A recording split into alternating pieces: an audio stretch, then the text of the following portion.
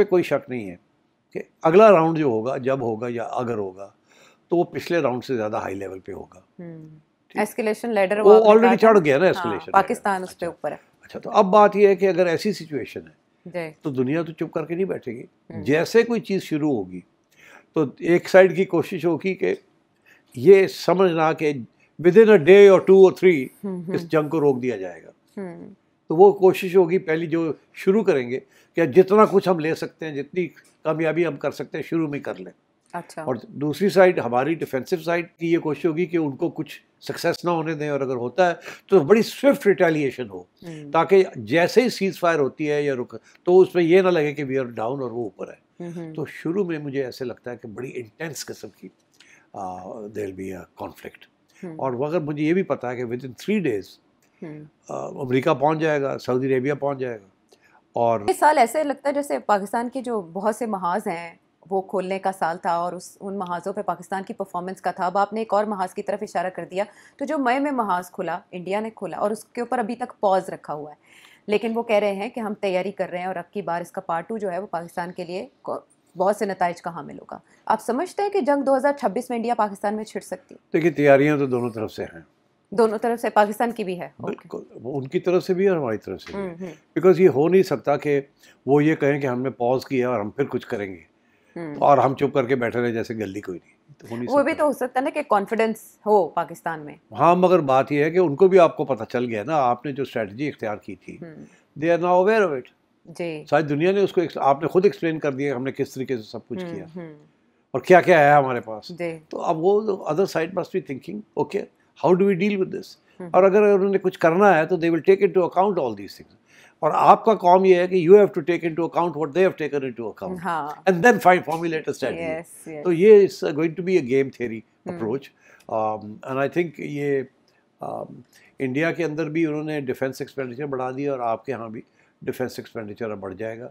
और वे उसके अपने इम्प्लीकेशंस है डिफेंस एक्सपेंडिचर बढ़ने के इन एन इकोनॉमी जो ग्रो नहीं कर रही। जी, यही मेरा सवाल था कि अगर खुदा न खास्ता जंग छिड़ती है तो पाकिस्तान के सियासी और माशी हालात इसके मुतहम्मिल हो सकेंगे? किस नहज पे जाएंगे? क्या देखिए आजकल की जंग किस किस्म की होगी, कितनी देर चलेगी, उससे पहले उसको रोक लिया जाएगा। किस स्टेज पे कौन रोकेगा?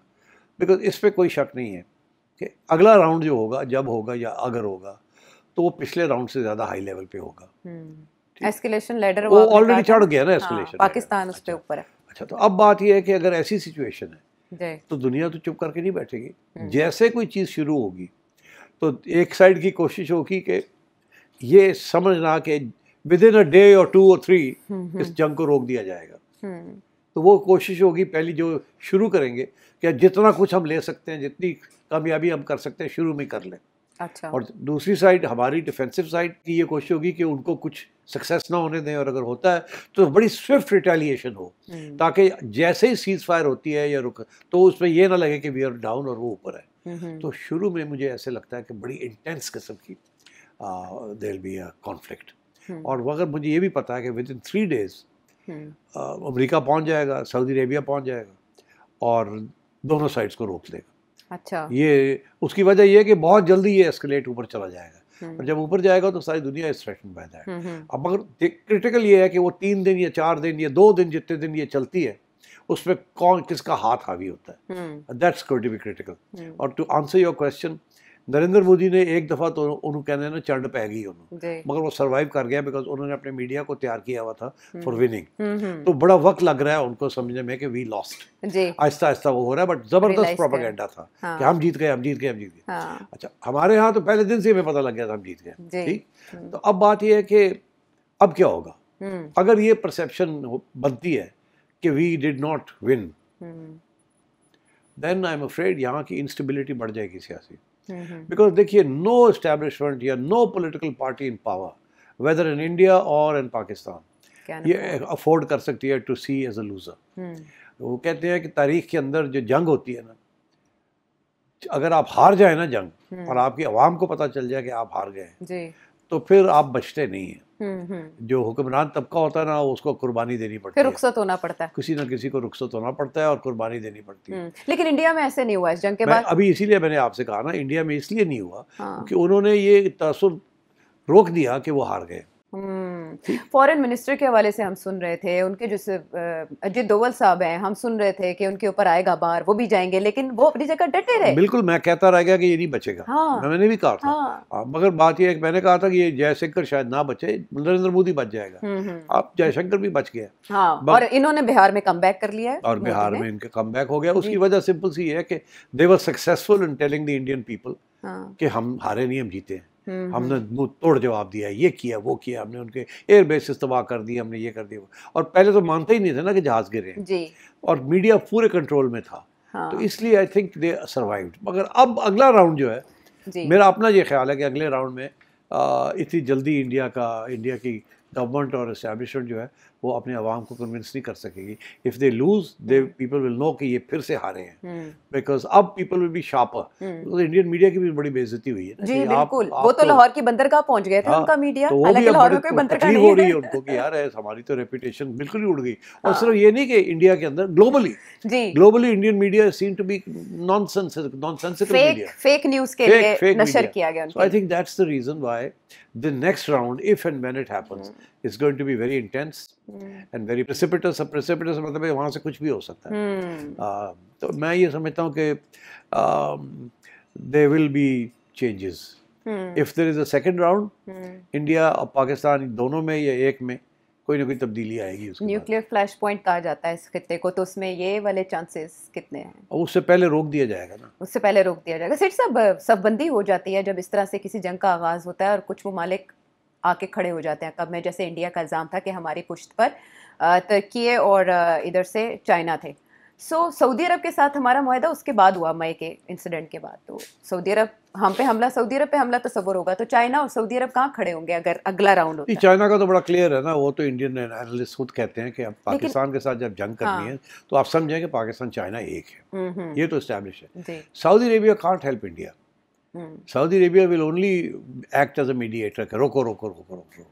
अच्छा, इससे ज्यादा सऊदी अरेबिया, ये पहले भी सऊदी अरब करता रहा। अब पहले नहीं, सऊदी अरेबिया ने कभी नहीं इंडिया को कहा रोको रोको रोको। अच्छा, हाँ। ये जब सऊदी अरब के साथ हमारा कॉन्फ्लिक्ट हो रहा था तो उनके जो फॉरेन मिनिस्टर है वो पाकिस्तान आए थे उसी अरसे में, तो शायद उन्होंने इस तरह की कोशिशें की हों जंग रुकवाने के लिए। बट सऊदी अरेबिया, कतर, तुर्की, ये अफगानिस्तान के साथ भी हमारे मामलात सुधारने के लिए कोशिश में लगे रहे, तो अफगानिस्तान के साथ हमारे मामलात किस नहज पे जाएंगे? वहाँ पर भी एक सीज फायर ही है। हाँ, अफगानिस्तान, अब आपने इंडिया से शिफ्ट करके यू कम टू अफगानिस्तान, क्योंकि वहाँ पर भी रोल इंडिया का ही है। ठीक है, America first, India second, now we come to Afghanistan.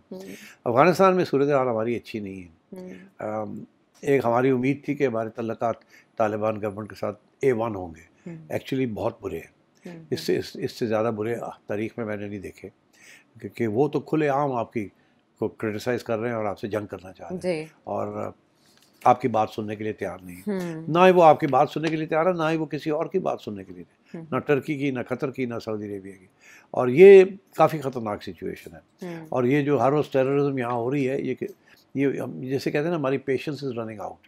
मगर अफ़गानिस्तान की तरफ से कोई ऑलिव ब्रांच या कोई पेशकदमी नहीं है। माई फेयर इज़ कि ये और ख़राब हो गया मुलाकात 2026। और मुझे ऐसे लगता है कि किसी न किसी स्टेज पे पाकिस्तान शुरू हो जाएगा रेजीम चेंज के लिए, कि और कोई रास्ता नहीं है, तो हमें फिर अफ़गानिस्तान के अंदर ऐसी रेजीम हमें चाहिए जो हमारी बात सुने और ये दहशतगर्दी को ख़त्म करे। और तो इसलिए I think Pakistan will get involve in the internal struggle of Afghanistan, अपनी सेफ्टी के लिए, अपनी सहूलत के लिए, अपने आप को प्रोटेक्ट करने के लिए। We have to do what other powers do in such situations, और वो यही होगा कि if this regime is hostile to us, that we need a regime that is sympathetic to us. तो I think मुझे लगता है ऐसे है कि नेक्स्ट ईयर अफगानिस्तान के अंदर इंटरनल सिविल वॉर सिचुएशन फिर शुरू हो जाएगी। हमने देखा शिमाली इत्तेहाद के एक्टिव होने की खबरें आ रही हैं, लेकिन सेठी साहब पीस टॉक्स भी तो चली ना कतर और तुर्की में, इसके बाद कोई और राउंड आप एक्सपेक्ट करते हैं? नहीं, वो राउंड हो या ना हो, इट डजंट मैटर। मेरी पहले भी यही प्रेडिक्शन थी, अब भी ये है कि ये नहीं होगा। ये इस वक्त की जो अफगानिस्तान की हुकूमत है वो बिल्कुल किसी किस्म की आपको कंसेशन देने के लिए तैयार नहीं, मगर एक जिसे कहते हैं ना रे ऑफ सनशाइन है, रे ऑफ लाइट है। वो ये है कि अभी तो अफगानिस्तान की उम्र बड़ी बढ़ के मार रही है ना, कि तजारत रुक गई, कोई फ़र्क नहीं पड़ा हमें, हम तो उधर से कर लेंगे, इधर से ले लेंगे, वो ले लेंगे। नहीं, ये तकलीफ़ होगी उनको और हो रही है, बहुत तकलीफ़। अच्छा। ये जो तजारत बंद हो गई है ना, इससे उनका बहुत नुकसान हो रहा है। और ये किसी न किसी स्टेज पे इतनी तकलीफ़ होगी इनको कि उनको आपके साथ बातचीत करनी पड़ेगी।